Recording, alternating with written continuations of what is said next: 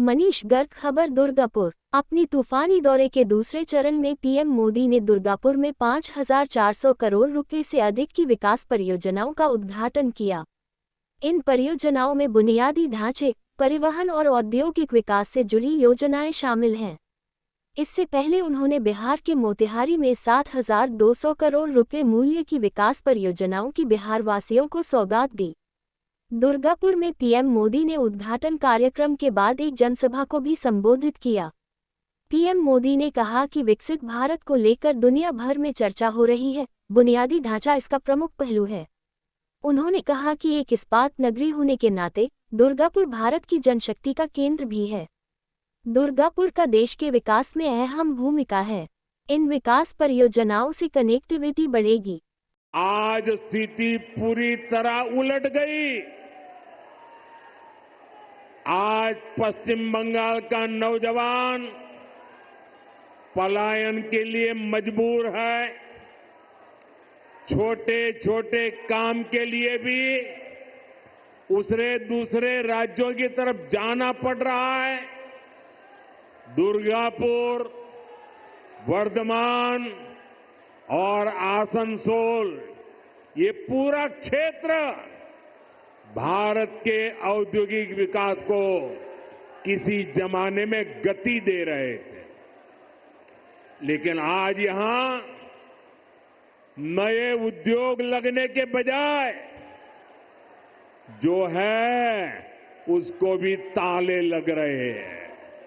साथियों, हमें बंगाल को इस बुरे दौर से बाहर निकालना है और आज जो परियोजनाएं यहां शुरू हुई हैं वो इसी का प्रतीक है।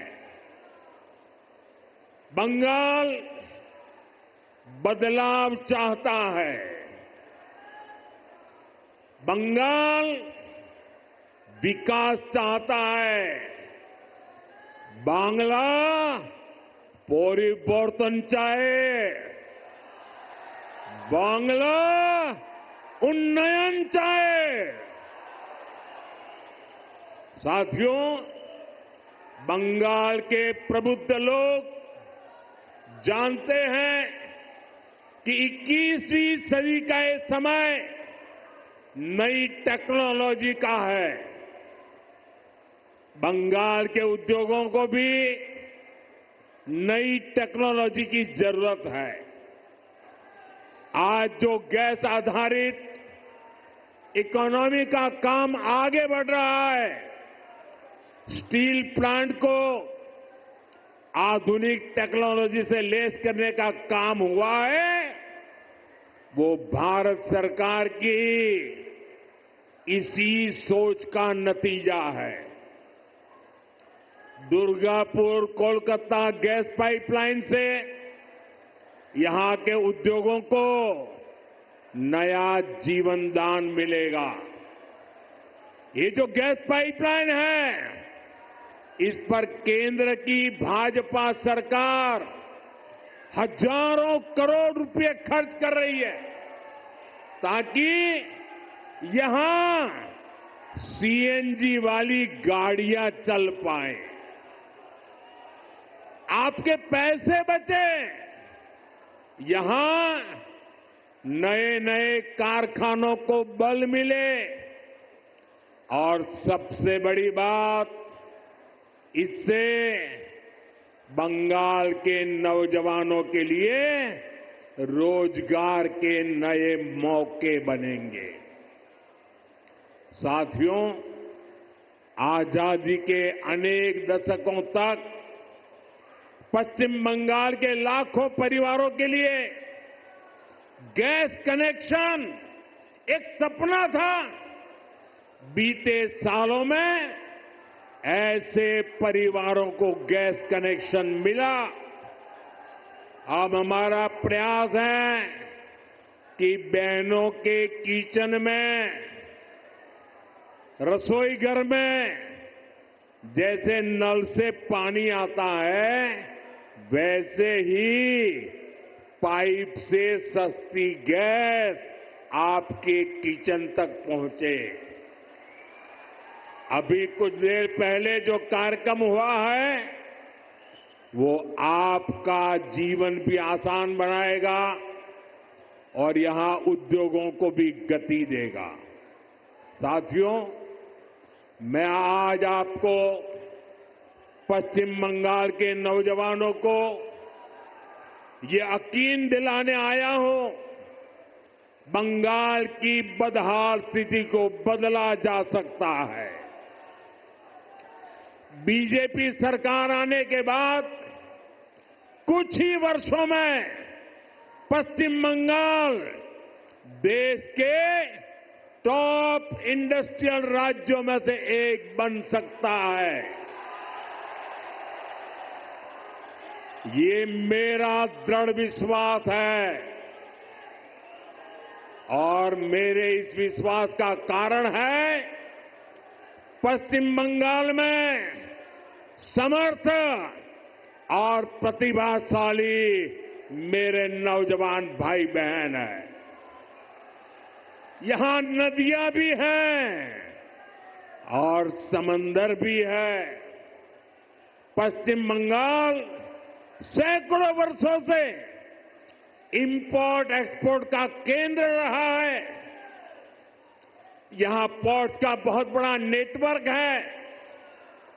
यहां प्राकृतिक संसाधन है, यानी मेक इन इंडिया को गति देने के लिए, मिशन मैन्युफैक्चरिंग में तेजी लाने के लिए पश्चिम बंगाल के पास हर शक्ति मौजूद है। बस यहां की टीएमसी सरकार बंगाल के विकास के आगे दीवार बनकर खड़ी है। जिस दिन टीएमसी सरकार की दीवार बंगाल में गिरी, उसी दिन से बंगाल विकास की नई तेजी पकड़ लेगा।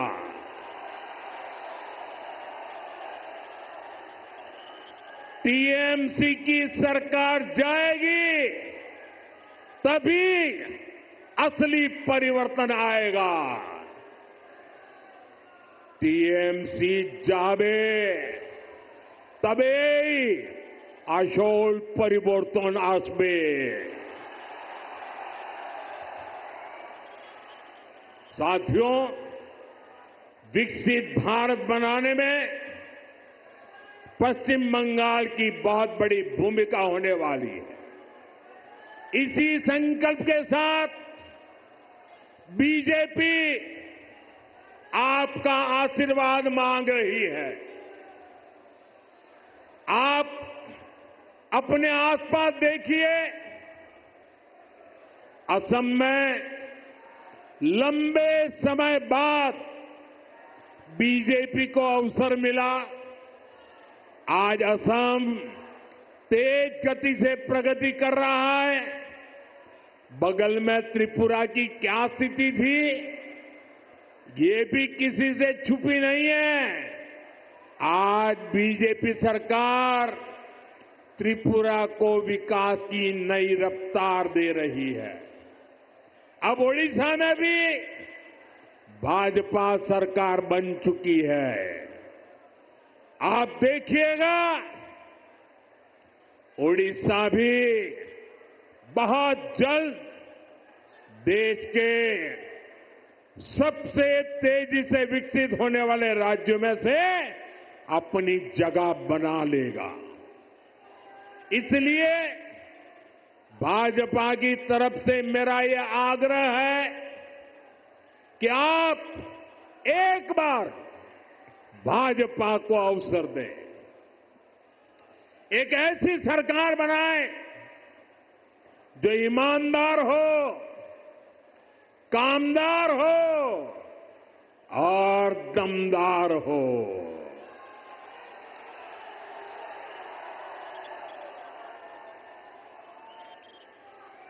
বিকশিত বাংলার মোদির গ্যারান্টি। विकसित बांग्ला बीजेपीर संकल्प। साथियों, हमें दुर्गापुर का, पश्चिम बंगाल का पुराना गौरव वापस लाना है। इसके लिए जरूरी है कि पश्चिम बंगाल में नया निवेश आए, लोग यहां उद्योग लगाने के लिए आगे आए, यहां के नौजवानों की शिक्षा और कौशल पर ज्यादा निवेश हो। लेकिन जब तक यहां टीएमसी की सरकार रहेगी, ये कभी भी नहीं होने देगी। बीते दशकों में जो स्थितियां यहां पैदा की गई हैं, वो बंगाल में निवेश विरोधी है, नौकरी विरोधी है। आप जरा सोचिए, जहां मुर्शिदाबाद जैसे दंगे होते हो, छोटी छोटी बातों पर हिंसा हो जाती हो और पुलिस एक तरफा कार्रवाई करे,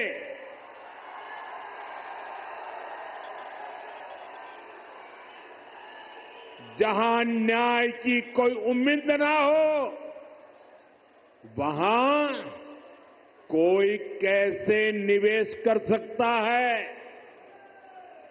यहां की राज्य सरकार लोगों की जान और उनकी दुकान की सुरक्षा नहीं कर सकती,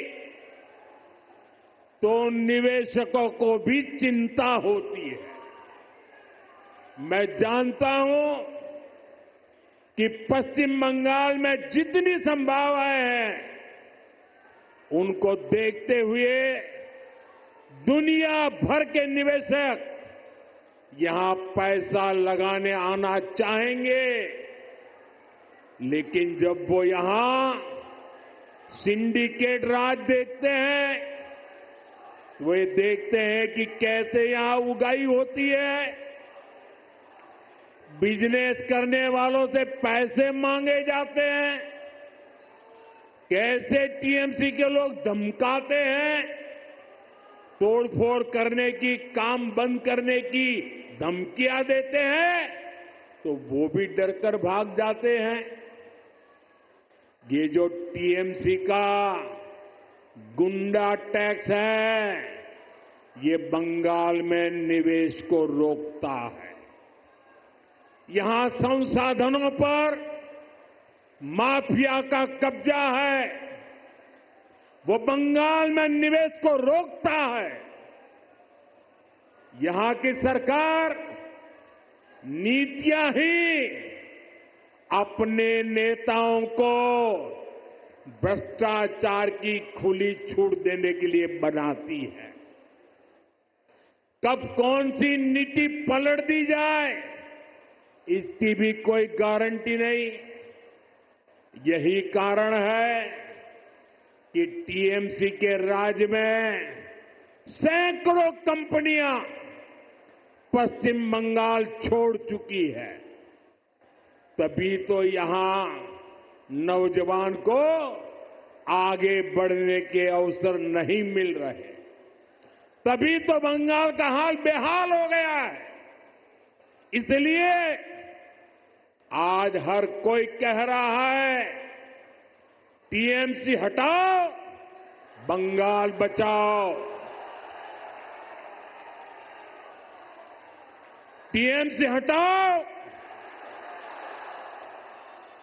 टीएमसी के शोराव, बांग्ला के बचाओ। साथियों, युवाओं की शिक्षा और कौशल के साथ जो कुछ यहां हो रहा है, वो और ज्यादा चिंता बढ़ाने वाला है। प्राइमरी एजुकेशन हो, या फिर हायर एजुकेशन, सबको बर्बाद किया जा रहा है। टीएमसी यहां के एजुकेशन सिस्टम पर करप्शन और क्राइम का डबल अटैक कर रही है। ये जो हजारों शिक्षक बेरोजगार हुए हैं, इसका कारण टीएमसी का भ्रष्टाचार है। इससे हजारों परिवार तो उन पर तो संकट आया ही है। स्कूलों में जो लाखों बच्चे पढ़ रहे हैं, उनका भविष्य भी टीचर्स की कमी के कारण अंधेर में है। हालत ये है कि कोर्ट को भी कहना पड़ा कि ये सिस्टमैटिक फ्रॉड है। टीएमसी ने बंगाल के नौजवानों के वर्तमान और भविष्य दोनों को संकट में डाल दिया है। साथियों, माटी मानुष की बात करने वाली पार्टी की सरकार में बेटियों के साथ जो अन्याय हो रहा है, वो पीड़ा भी देता है और आक्रोश से भर भी देता है। ये उस धरती पर हो रहा है जिसने कादम्बिनी गांगुली जैसी बेटी को संस्कार दिए, जो भारत की पहली वेस्टर्न मेडिसिन डॉक्टर थी। आज उनका जन्मदिन भी है, लेकिन आज पश्चिम बंगाल में अस्पताल भी बेटियों के लिए सुरक्षित नहीं है। और आप सबने देखा है, जब यहां डॉक्टर बेटी के साथ अत्याचार हुआ तो कैसे टीएमसी सरकार अपराधियों को बचाने में जुट गई। इस घटना से देश अभी बाहर निकला भी नहीं था कि एक और कॉलेज में एक बेटी के साथ भयंकर अत्याचार किया गया। इसमें भी जो आरोपी है, उनका कनेक्शन टीएमसी से निकला है। टीएमसी के बड़े नेता, मंत्री आरोपियों के बजाय पीड़ित को ही दोषी ठहराते रहे। ऐसे कई उदाहरण हैं जो टीएमसी की निर्ममता के साक्षी है। हमें मिलकर के बंगाल को इस निर्ममता से मुक्ति दिलानी है। साथियों, पश्चिम बंगाल भारत की सांस्कृतिक विरासत की भी आत्मा है। आज प्रसिद्ध बांग्ला कवि विष्णुदेव जी का भी जन्म दिवस है। बांग्ला भाषा को समृद्ध करने में उनका बहुत बड़ा योगदान रहा है। टीएमसी और लेफ्ट ने सालों तक दिल्ली में कांग्रेस के साथ मिलकर सरकार चलाई। इस दौरान इनको बांग्ला भाषा की याद तक नहीं आई। ये भाजपा सरकार है जिसने बांग्ला को शास्त्रीय भाषा का दर्जा दिया।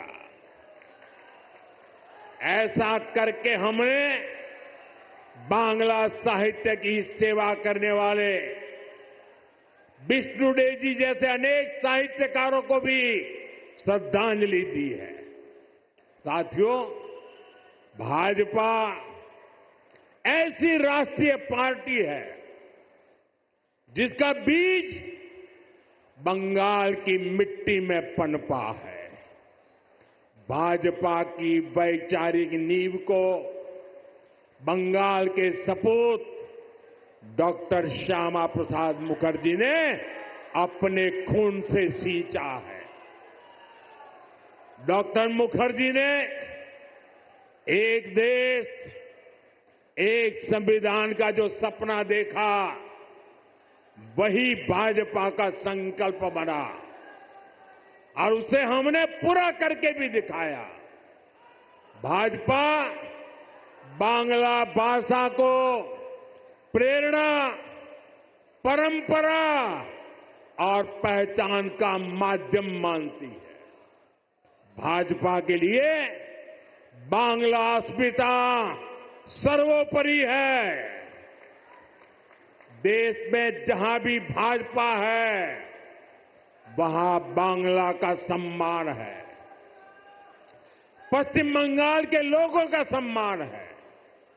लेकिन यहां पश्चिम बंगाल में क्या हो रहा है?